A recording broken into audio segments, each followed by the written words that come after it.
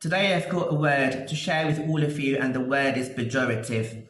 Pejorative, pejorative, and it means something critical or having bad connotation or simply negative. It's an adjective.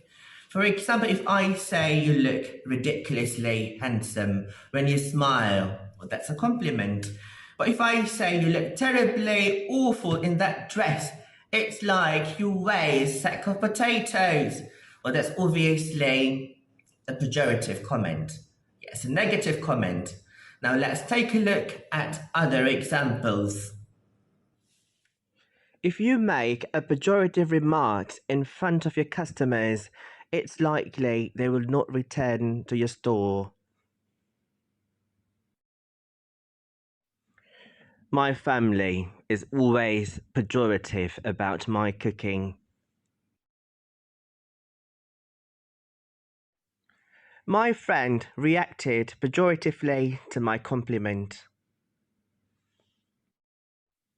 Ever wondered why some blocked you on social media?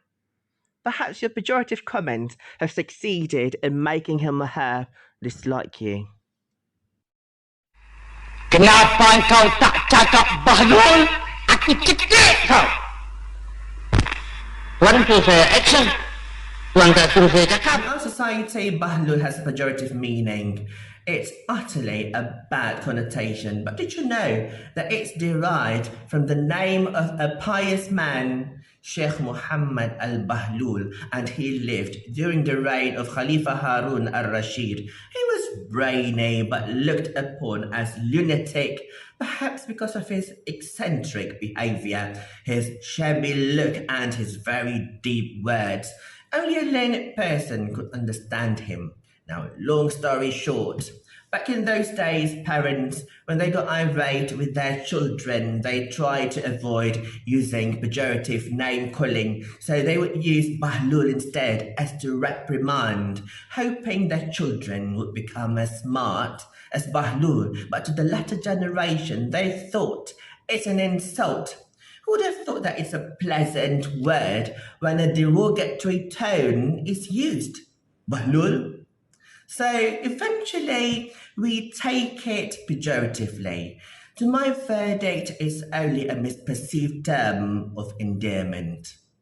When any pejorative comment is made about our Prophet Muhammad sallallahu however slight it may be, we as Muslims, we must feel deep sorrow. But not all perceptions towards our Prophet are pejorative. For example, this man, Micah Hart, a very popular author and also an astronomer, he came out with a book entitled The 100, a ranking of the most influential persons in history, and he considered our Prophet Muhammad sallallahu as the most influential man in history, and he wrote, "My choice of Muhammad to lead the list of the world's most influential persons may surprise some readers and may be questioned by others, but he was the only man in history who was supremely successful on both the religious and secular level.